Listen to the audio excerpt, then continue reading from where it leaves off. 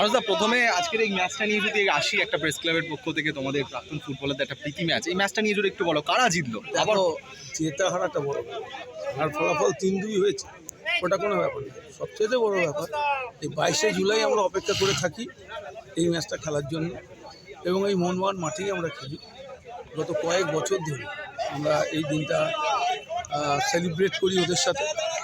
আমরা যখনই press club আমাদের আহ্বান করে এই ম্যাচটা খেলার জন্য, আমাদের প্লেয়াররা কিন্তু সকলে মিলেই আমরা আগ্রহ প্রকাশ করি এবং আমরা ম্যাচটা খেলি।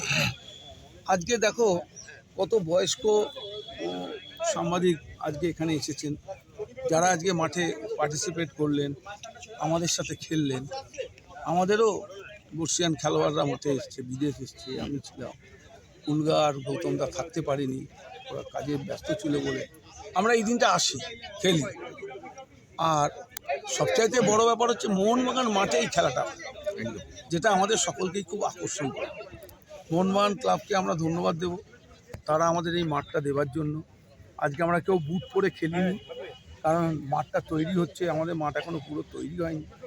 যেহেতু আমিও মোহনবাগান ক্লাবের একটা কর্মসমিতির সদস্য, সুতরাং আমারও একটা দায়িত্ব আছে মাঠটাকে ঠিকমতো মেনটেন করা।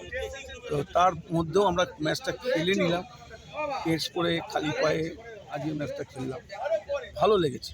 এবং তোমাদেরও ধন্যবাদ, তোমরা সবাই এসছো, এই ম্যাচটার কথা মানুষের কাছে পৌঁছে দেবে। আসলে জেতা হারার ব্যাপারটা নয়, আমি যেটা তোমাকে আগেই বলেছি, সবচেয়ে বড় ব্যাপার হচ্ছে সবাই মিলে একসাথে সেলিব্রেট করা।